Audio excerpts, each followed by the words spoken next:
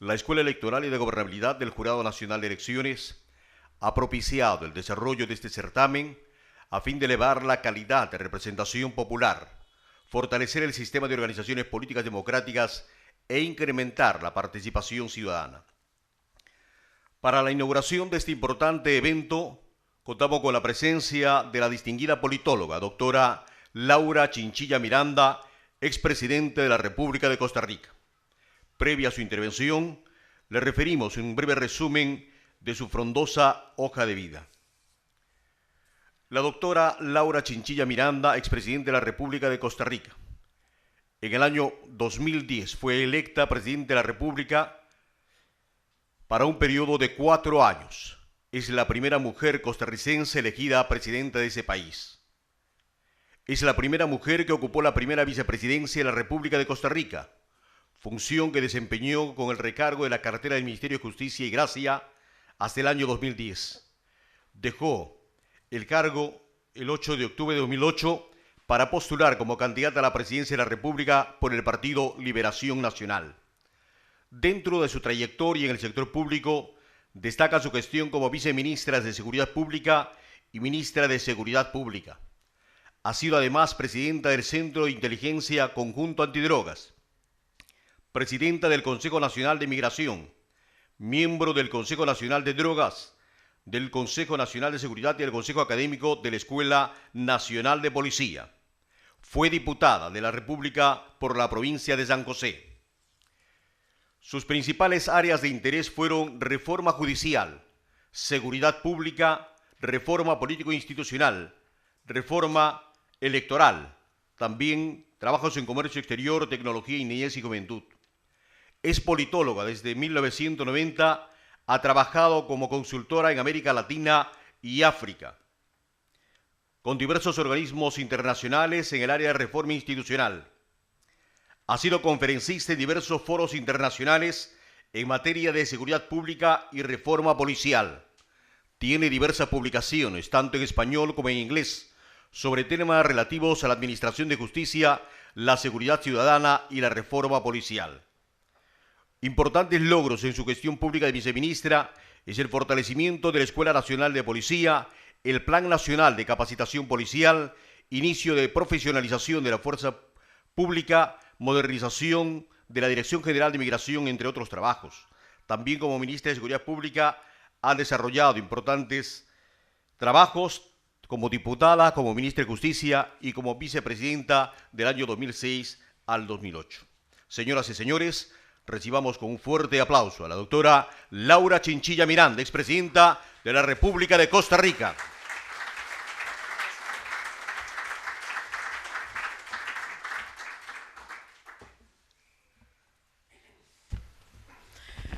Bueno, muy buenos días, tengan todas y todos ustedes. Para mí es un verdadero honor estar esta mañana pues abriendo una actividad de tanto significado, una actividad tan relevante para la política en general y muy particularmente para la política aquí en Perú, como es la inversión de tiempo y de recursos en la formación política. Le agradezco muchísimo a los miembros del Jurado Nacional Electoral y muy particularmente a su señor presidente, don Francisco Tavara, por esas palabras de bienvenida y por ese gesto tan especial de habernos leído en tierras peruanas, en donde ciertamente sobra gente del campo de las letras, a un poeta tan querido para nosotros los costarricenses. Al resto de los miembros del jurado, de verdad que les agradecemos mucho la gentil invitación para inaugurar esta jornada de capacitación, así como al Instituto Nacional Demócrata y al resto de las instituciones que han conjugado sus esfuerzos para hacer posible esta actividad. Muchas gracias también a los representantes del cuerpo diplomático que nos acompañan esta mañana y por supuesto mi más caluroso saludo a quien son pues los actores más importantes de esta mañana, que son los representantes de los distintos partidos políticos. Y bueno, no es tan sencillo a veces tratar de plantearse como me lo solicitaron que lo hiciese esta mañana, algunos de los desafíos o plantear algunas reflexiones en torno a algunos de los desafíos del liderazgo político, particularmente cuando traemos esos desafíos a un contexto como el latinoamericano. Pero antes quizás de entrar a elaborar algunas reflexiones, quería empezar narrándoles una de las tantas anécdotas que tuvo lugar durante mi experiencia en la política. Esto ocurrió ya cuando ocupaba yo el cargo de presidenta de la República. Y es que en una visita oficial a la que me invitaron a un país asiático al cual admiro mucho y creo que en general es un país muy admirado porque es un país de los que venían desde los niveles, digamos, de mayor pobreza, rezago y miseria, y que fue capaz en tan solo 2 generaciones alcanzar niveles impresionantes de desarrollo por precisamente el crecimiento tan vertiginoso de su riqueza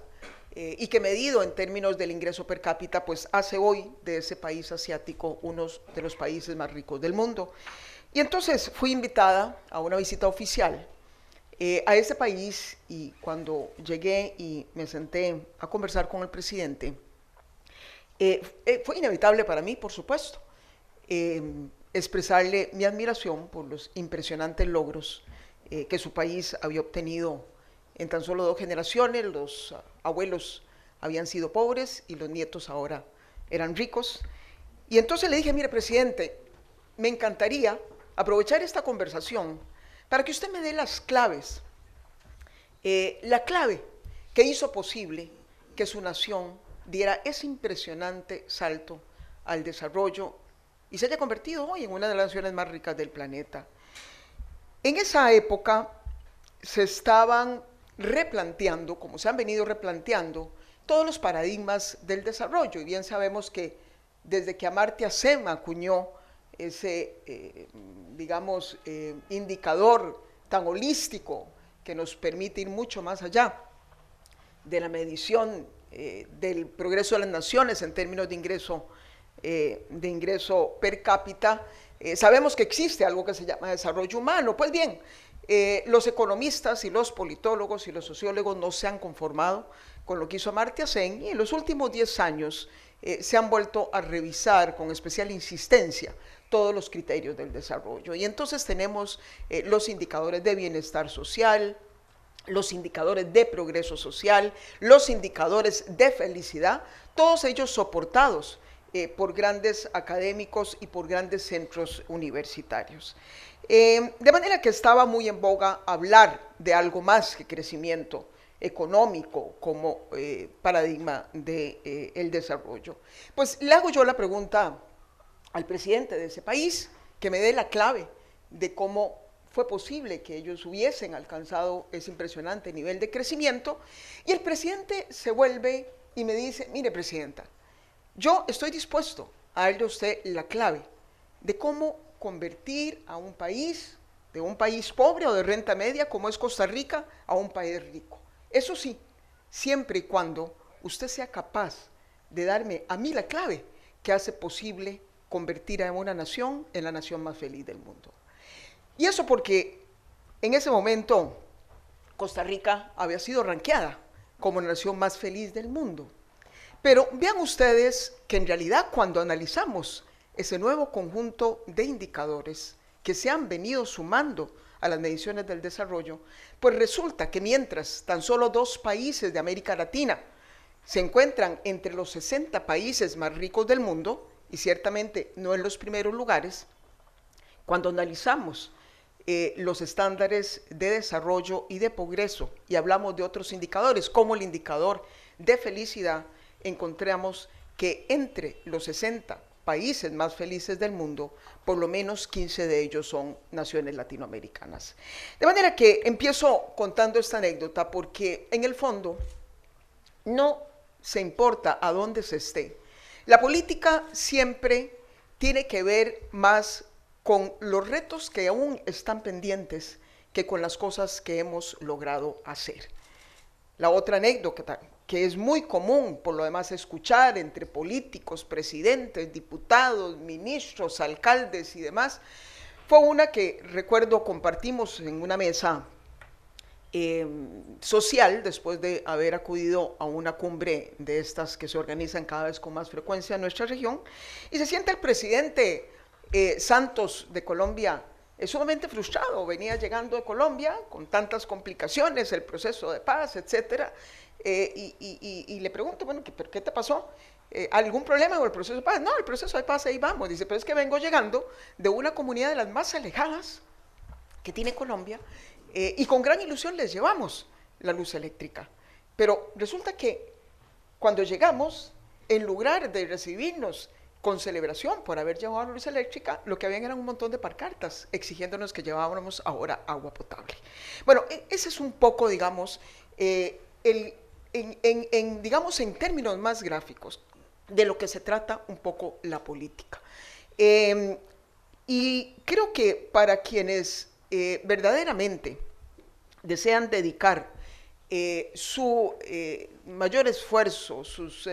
mejores años profesionales y demás a la política, tienen que partir de reconocer que sea aquí en Perú o en cualquier otra nación de América Latina o del mundo, siempre vamos a estar por sobre todo haciéndole frente a expectativas sobre necesidades aún insatisfechas, más que tratar, digamos, de regodearnos en los logros que hemos logrado o que hemos podido alcanzar en un momento determinado. Y por eso entonces quisiera empezar la charla de esta mañana, básicamente haciendo en primer término una especie de estado de situación de cuál es el contexto en que se tiene que desplegar el liderazgo en nuestra región, en América Latina, porque cada país, cada nación, cada región tiene sus propios retos y sus propios desafíos, y creo que América Latina tiene los suyos propios. Por supuesto que podemos encontrar algunas diferencias entre naciones o subregiones, pero en términos generales uno podría hacer un esfuerzo por simplificar y, de acuerdo a la evolución de los últimos años, un poco plantearse, bueno, hacia dónde va América Latina y cuáles son en este momento los retos pendientes de la agenda pública, es decir, los retos con los que tendremos que lidiar desde el mundo político. Y cuando trato un poco de buscar una definición sobre esa América Latina vista desde las políticas públicas y desde la política, no puedo más que acercarme a la definición no dada por un político sobre América Latina,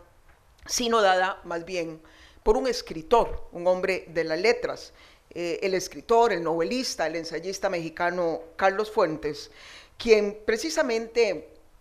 con ocasión de la llegada del almirante Cristóbal Colón a nuestro continente, al Nuevo Mundo, como se le llamó,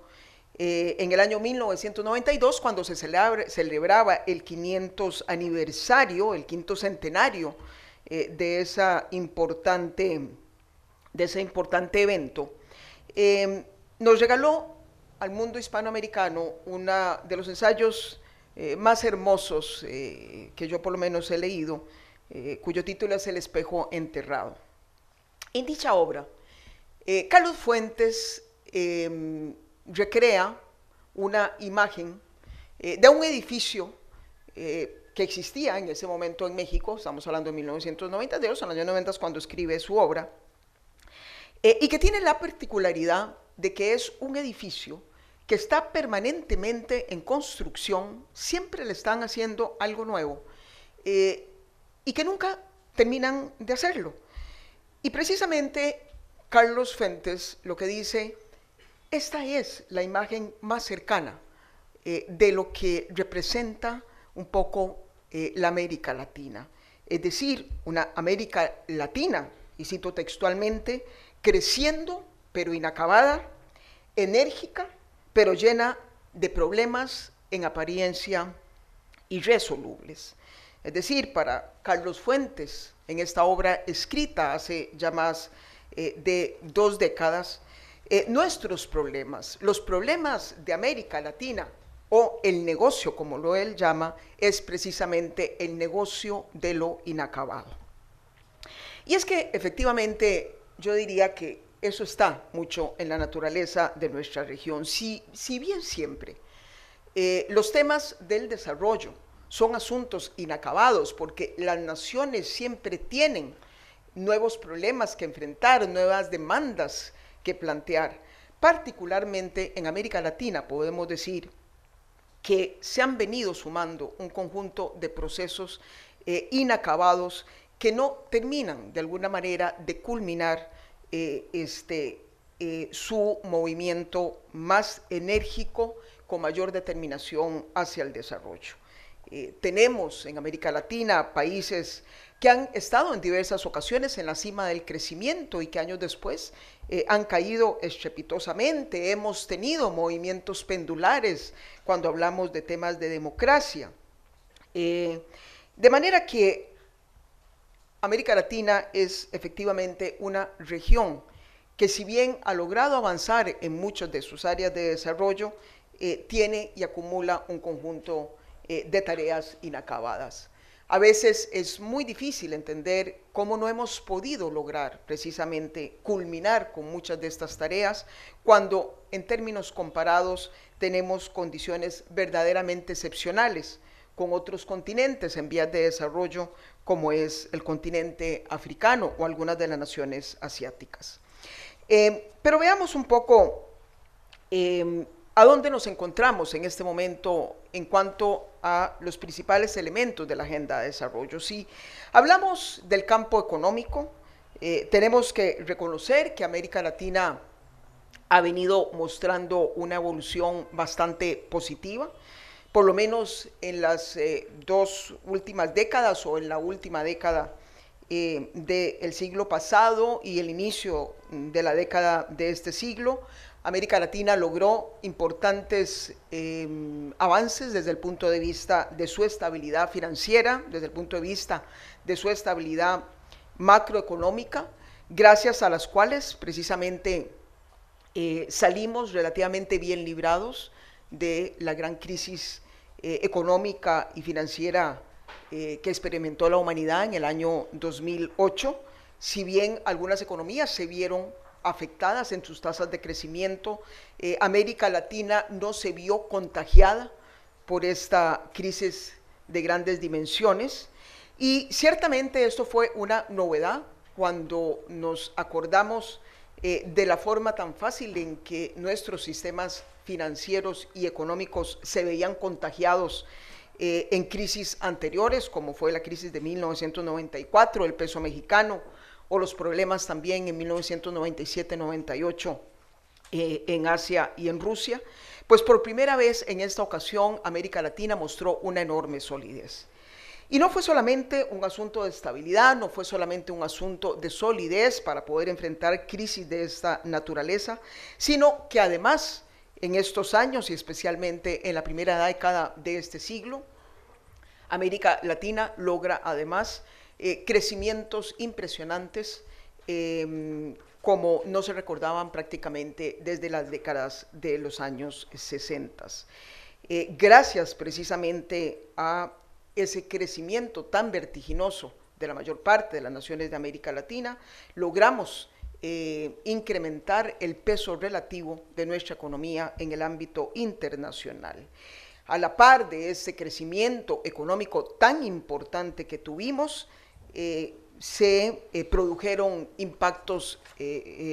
sumamente importantes en el plano social. El más importante de ellos fue la disminución de la pobreza, la disminución de la desigualdad, y por primera vez podemos decir que en América Latina la expansión de esa clase media que pasó de representar poco más de un 20% a representar casi un 30%, como representa el día de hoy por primera vez, los sectores medios son los sectores más importantes dentro de la estratificación social de nuestras naciones. Crecimiento económico, desarrollo social, fueron el signo de los primeros años del siglo presente. Pero no solamente hubo avances y evolución positiva en lo económico y en lo social, sino que también cuando analizamos la evolución en el campo político, debemos destacar que a partir de finales de los años 80, la década de los 90 y principios obviamente de este siglo, América Latina también logró vivir una hermosa primavera democrática, gracias a la cual se dejaron atrás los años tortuosos, tormentosos de dictaduras, de golpes de Estado, de ejércitos y militares pretendiendo sustituir a la política, de persecución flagrante de la disidencia política y de violación también metódica de los derechos humanos. Mientras que en los años 70, por ejemplo, tan solo 3, a lo sumo 4 naciones organizaban elecciones libres y abiertas para definir la sustitución de la representación política. Al día de hoy, 18 países de nuestra región, de la América Latina, toda la América Latina, con excepción obviamente del Caribe, donde tenemos el caso de Cuba, resuelven la sucesión en la representación política a través de elecciones libres y de elecciones abiertas. Sin embargo, cuando de alguna manera creíamos que los problemas estaban resueltos, empezamos a experimentar nuevas situaciones que ponen en duda la solidez del progreso que habíamos logrado alcanzar. Y es así como, cuando empezamos ya a entrar en esta segunda década del presente siglo, el dinamismo económico ya no se muestra tan sólido. Empezamos a ver economías que empiezan a decrecer, algunas entran en fase recesiva y a lo sumo aquellas que les está yendo mejor son economías que están creciendo entre 2 a 4% anual, una tasa de crecimiento que no es suficiente para poder seguir generando el ritmo de empleo al que acostumbramos a nuestras sociedades en la década anterior. No solamente empezamos a ver esa pérdida de dinamismo en el crecimiento económico, sino que además también empezamos a observar un creciente malestar social, especialmente provenientes de esos sectores medios que habían sido empoderados en la década anterior, ante precisamente la incertidumbre que se empieza a generar por las circunstancias económicas y ante expectativas frente a servicios que, si bien hoy tienen acceso, demandan que sean servicios de mucha mayor calidad que lo que se les está ofreciendo. De manera que lo que podemos observar de nuevo es cómo América Latina llega a un punto en donde pareciera que ya estábamos claramente enrumbados hacia poder superar esa, digamos, barrera del desarrollo medio y poder seguir en franco avance hacia un estado mayor del desarrollo. La evidencia empírica en casi todas las naciones nos está diciendo que eso no es así. Pero adicionalmente, la situación se hace un poco más compleja, porque no solamente hemos generado mayores expectativas en esos sectores medios que surgieron en los últimos años, sino que además el estancamiento económico ha ido de la mano con el estallido de un montón de casos que han puesto en duda el compromiso de la política con los principios básicos de la ética en el manejo de los recursos públicos. Y entonces hoy encontramos que prácticamente en todos los países de la América Latina surgen cuestionamientos, no cuestionamientos como quizás los hemos visto en otras etapas, a burocracias ineficientes, a funcionarios y mandos medios que no logran culminar con éxito las obras que se le encargan, que desvían los recursos a mitad de camino, sino que empezamos a ver figuras de muy alto perfil que son cuestionadas y que se ven involucradas en grandes casos de corrupción. De manera que cuando todo esto lo volcamos en algunas de las mediciones sobre el estado de la democracia en América Latina, y por lo menos las mediciones más recientes, que son las del Latinobarómetro del año 2013, nos encontramos que se empieza a presentar de nuevo una gran insatisfacción y una gran desafección de los ciudadanos para con la democracia.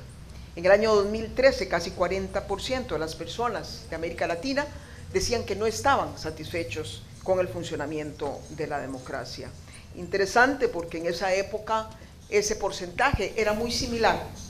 al que mostraban los ciudadanos de Europa, pero recordemos que Europa estaba saliendo de una de las más graves crisis que haya conocido en las últimas décadas, mientras que América Latina todavía no empezaba a experimentar de manera tan fuerte como ha sucedido en el año 2014 y 2015 los efectos de la contracción económica. De manera que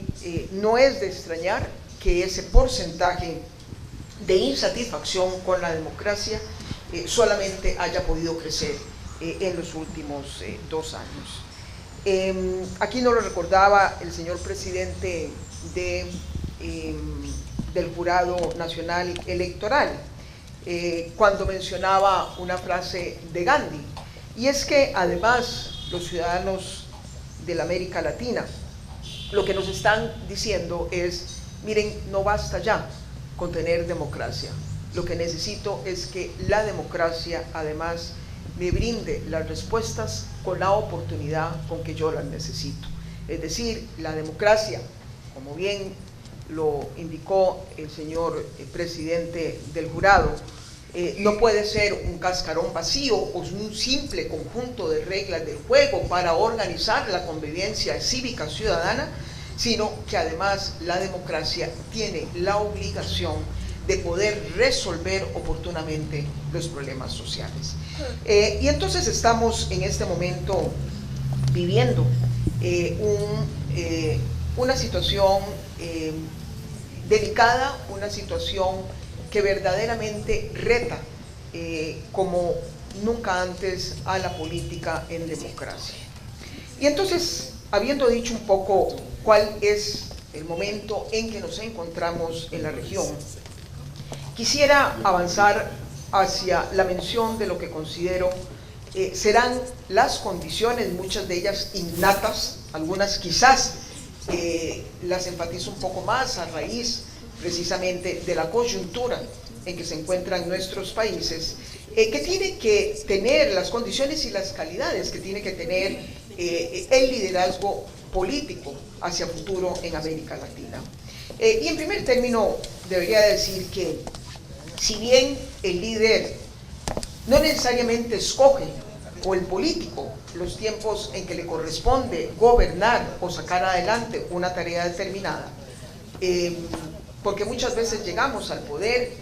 y un conjunto de factores cambian abruptamente el contexto para el cual fuimos electos y tomar las decisiones. Por lo menos el líder sí tiene la obligación de conocer su entorno y conocer las tendencias, hacia dónde van nuestros países, hacia dónde va el mundo, cuáles son los instrumentos que tenemos a nuestro haber para poder incidir en el cambio del rumbo, si es que hacer un cambio del rumbo, o en solidificar el rumbo, porque resulta que el rumbo no es lo que está mal. Lo que está mal son precisamente los medios, los instrumentos o las políticas. Es decir, el líder tiene la obligación del rigor, del estudio, para poder plantear con conocimiento de causa las soluciones que las personas aspiran a recibir de parte de quienes gobiernan a una nación. Y en este sentido, me parece que el liderazgo latinoamericano en las décadas anteriores, si bien, insisto, fueron décadas muy positivas para la América Latina, me parece que nos faltó un poco más de rigor.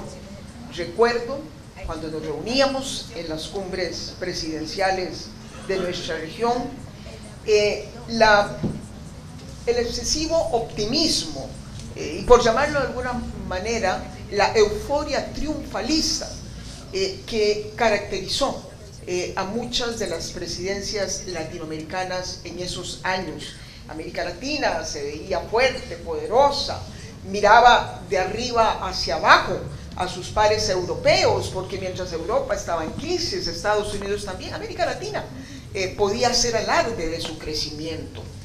Mientras Europa hacía ajustes de grandes traumas sociales, América Latina sacaba gente de la pobreza y la clase media florecía en todas las naciones de nuestra región. Pero de verdad que no se logró intuir que no iba a ser suficiente con los avances que hasta entonces habíamos logrado y que no podía ser posible que el rumbo y el crecimiento de nuestras naciones estuviesen tan sujetos, como finalmente se confirmó, a factores externos que fueron los que finalmente determinaron que no siguiéramos creciendo, sino que nos devolviésemos hacia atrás en materia de progreso económico. Es decir, en el fondo, el liderazgo político de la América Latina no vio que, como bien lo decía Carlos Fuentes, los avances económicos eran una tarea inacabada y que teníamos pendiente la tarea más importante de todas si queremos aspirar a un desarrollo económico sostenido, que no es tanto ya la macroeconomía, no es tanto la solidez financiera, sino que es más bien el tema de la microeconomía, los temas de productividad, los temas de competitividad, y obviamente eso pasa por una discusión muy de fondo, muy estructural, que el liderazgo latinoamericano no supo prever y que en consecuencia nos generó pues costos altísimos en la sostenibilidad del crecimiento económico. De manera que el líder, insisto, tiene que conocer, tiene que manejar su entorno, tiene que conocer también hacia dónde va el mundo cada vez se globaliza más y lo que hace la nación que está a la par nuestra, o a veces la que está más distante, va a impactarnos de manera directa en los niveles de competitividad con que nosotros podamos seguir aspirando a llevar más crecimiento económico a nuestras naciones. La calidad y la solidez del liderazgo político es algo fundamental y es algo esencial. Tenemos poblaciones más informadas, tenemos poblaciones que cuestionan más y hay que estar preparado ya no solamente para hablar en términos de hermosas consignas, sino que tenemos la obligación de ser sumamente concretos a la hora de plantear el cómo vamos a resolver los temas de crecimiento económico, de mayor equidad y muchos otros que hacen parte de la agenda de desarrollo. En segundo término, el liderazgo, sin lugar a dudas, y tiene que ver un poco con lo que planteé anteriormente, no solamente tiene que tener un norte muy claro, tiene que tener una visión, sino que también tiene que tener una hoja de ruta cada vez más clara y cada vez más específica. Esto me recuerda una historieta que ciertamente es más para los niños, pero que recoge una gran enseñanza siempre para todos los que nos proponemos escoger vías para solucionar un problema, que es la que enfrenta Alicia en el País de las Maravillas, cuando está en busca de su conejo y se encuentra el gato y le pregunta al gato cuál camino tengo que seguir, porque se encuentra en una encrucijada, 3, 4, 5 caminos, y el gato le dice: todo depende de dónde quieres llegar, pero si no quieres llegar a ningún lado, no tenés claro dónde quieres llegar, cualquier camino da lo mismo. Bueno, si no tenemos claro qué es lo que queremos alcanzar y si no tenemos ese mapa de ruta, es muy difícil poder solucionar los problemas a los que aspiramos a solucionar. Y por eso el tema del conocimiento, del manejo de la información, de la planificación, de la programación, se vuelve necesario y esencial y cada vez se exige con mayor rigor por parte de los ciudadanos frente a la política y a los partidos políticos. En tercer término, y esto es algo que quizás debería ir de primero en este tipo de conversaciones que tenemos los líderes políticos o quienes aspiran al liderazgo político en nuestra región,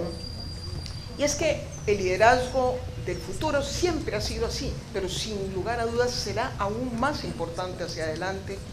Debe ser un liderazgo de fuertes convicciones, especialmente hablamos de convicciones democráticas y de sólidos principios éticos. No hay manera, por lo menos, desde mi visión de mundo de la política, hablar de un liderazgo sin convicciones en los principios democráticos, porque recordemos que de eso se trata. Perú es una nación que ha venido cada vez más solidificando sus estándares de democracia. Igual vengo de Costa Rica, pero igual América Latina presume de haber hecho avances en materia de democracia. Y en la democracia no se nos puede olvidar que los medios cuentan tanto como los fines. Estas acepciones con que a veces algunos pretenden definir la política, según la cual la política tiene que dejar a un lado cierto tipo de escrúpulos a la hora de poder alcanzar un objetivo, porque lo importante es alcanzar el objetivo, a mí me parece que puede terminar siendo el inicio del fin de muchos de los políticos. En democracia, los medios,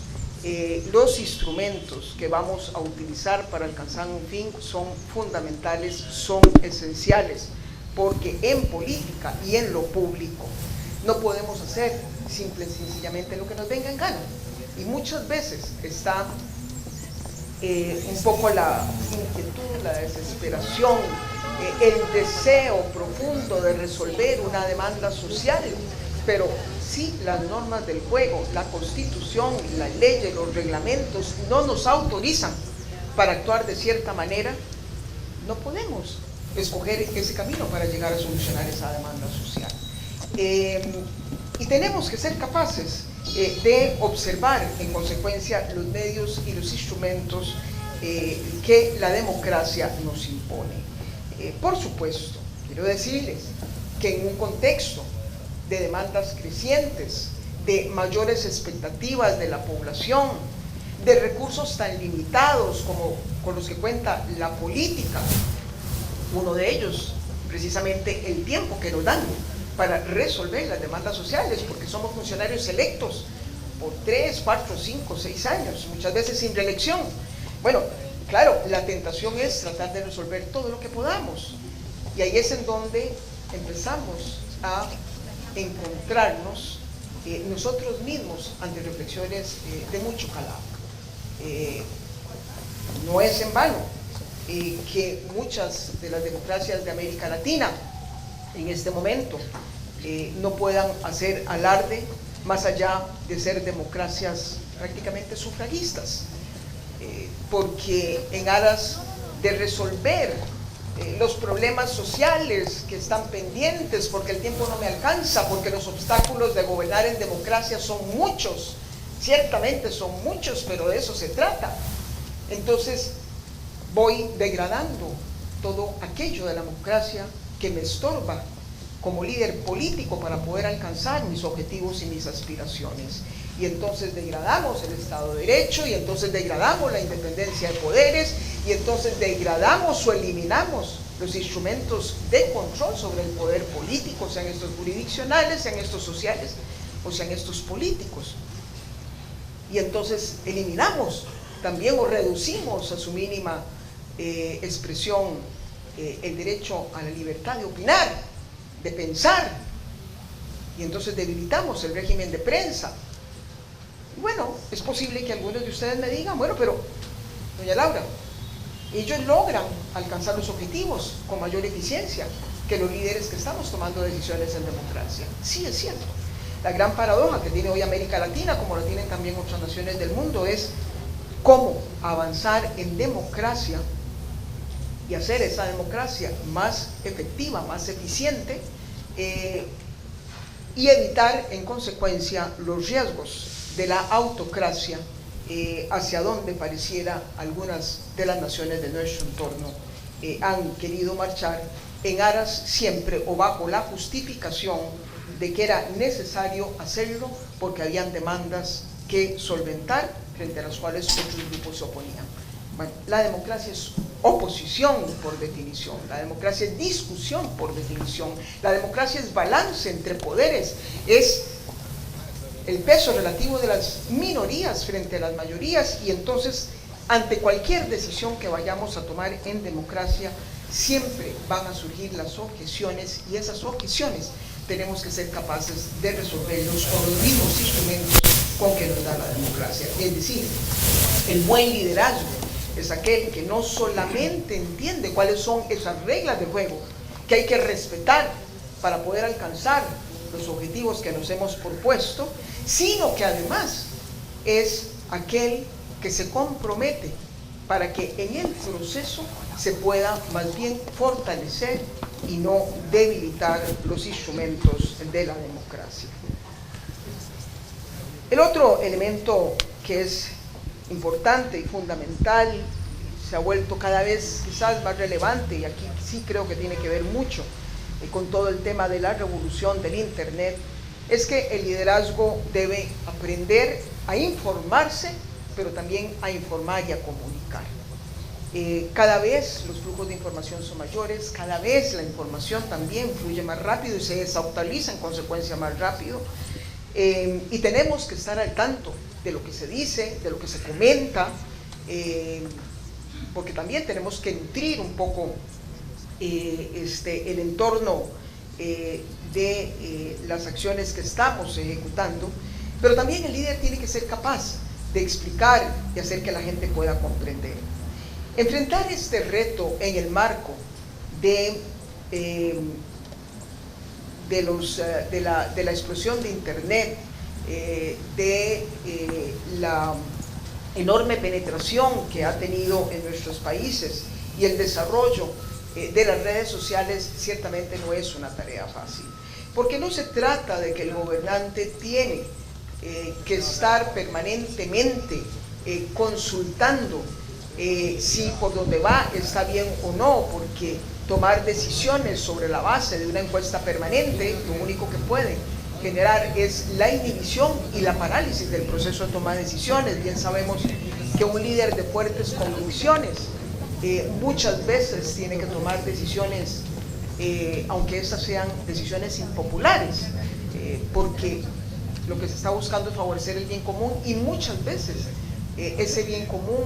es muy difícil de poder explicarlo y de que algunos sectores lo comprendan. Cito una de las políticas más complejas de promover en nuestras naciones, cuál es el tema de las reformas tributarias. Bueno, nos resta popularidad, caemos en las encuestas, pero sabemos que es una política en algunos momentos necesaria y tenemos que impulsarla. Estar en consulta permanente a través de todas las nuevas modalidades de información y comunicación que fluye es importante, pero no puede terminar siendo determinante para poder nosotros avanzar en nuestras decisiones. Pero además nos vamos a encontrar con muchos mayores esfuerzos de aquellos quienes quieren desmovilizar las acciones que estamos emprendiendo. De manera que no solamente comunicar por la vía tradicional, los medios de comunicación, la prensa televisiva, escrita, radial, sino además entender y comprender la importancia de los medios digitales se vuelve esencial en el trabajo que tengamos que realizar. Y finalmente, es importante indicar que el líder debe aspirar más que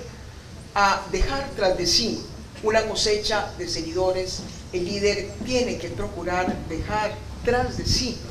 un semillero de nuevos liderazgos. En el fondo de eso se trata. Y yo creo que cuando algunos de los políticos nos preguntan cuál es nuestro principal legado, muchos nos distraemos tratando de hacer un listado de todas aquellas medidas importantes que impulsamos, lo que hay ahora y lo que no había antes de que yo llegara. Y ciertamente todos tenemos cosas importantes que contar, por más también difíciles o complejas que hayan sido las circunstancias en que nos ha tocado ponernos al frente de un país o asumir una representación en el Congreso. Pero el verdadero legado de cualquier líder es poder devolverle a su pueblo una democracia fortalecida, con mucha más gente, ojalá gente cada vez más joven, que aspire a seguir un ejemplo, que aspire a promover o a proyectar una acción que uno haya sido en su momento capaz de formular, de proponer y de inspirar. En el fondo, esto no significa más que tratar de vernos a nosotros mismos desde el momento en que optamos por un liderazgo en la función pública o desde la política, como una persona a la que continuamente se le va a estar mirando como un ejemplo a seguir. Y esto también nos obliga a tratar de mantenernos más consecuentes aún en nuestras convicciones y en nuestras acciones,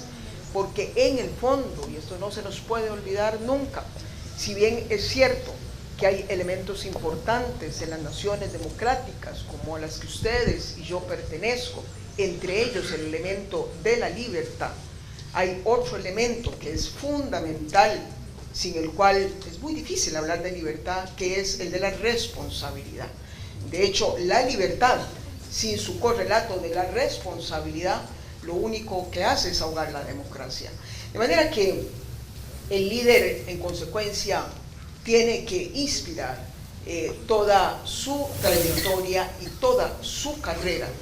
en la necesidad de proyectarse como un líder que también educa, como un líder que enseña y como un líder cuya huella principal,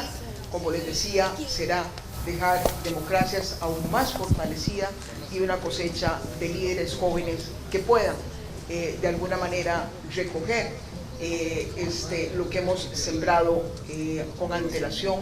para poder hacia adelante seguir proyectando los esfuerzos que nuestras democracias seguirán demandando. Muchas gracias.